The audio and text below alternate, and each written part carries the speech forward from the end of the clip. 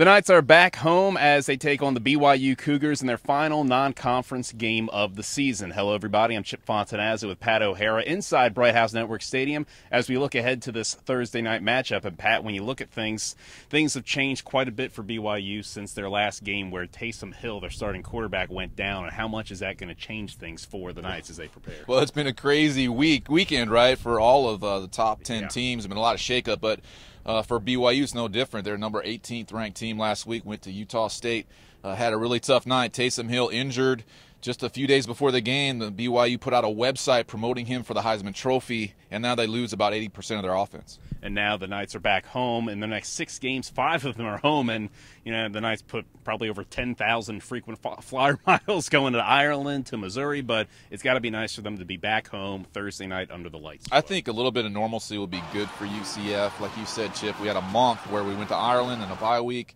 Then we played an SEC opponent on the road, Missouri, then another bye week. And now we're going week to week here, albeit it is another Thursday night game.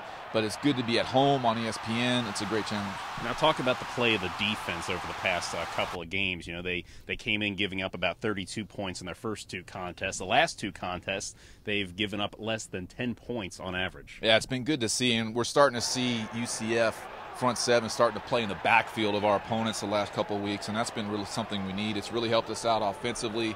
You know, at times we've had a tough time moving the ball. The defense has really bailed us out. And when you look into a game like this, it's a non-conference game, but you had the conference game against Houston the week before. Does that change anything, or is it something the players don't even think about when you mix in non-conference and conference games? Coach O'Leary's, theory and his whole philosophy is, 12 one-game seasons. This is a one-game season Thursday night, and the opponent is BYU. Obviously, the goal is to win the conference, but BYU on national television, ESPN's been great on a lot of levels for UCF, so a very important game.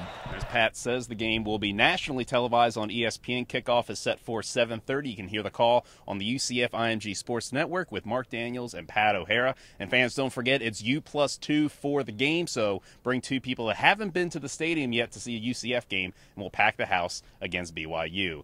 For Pat O'Hara, I'm Chip Fontanazza.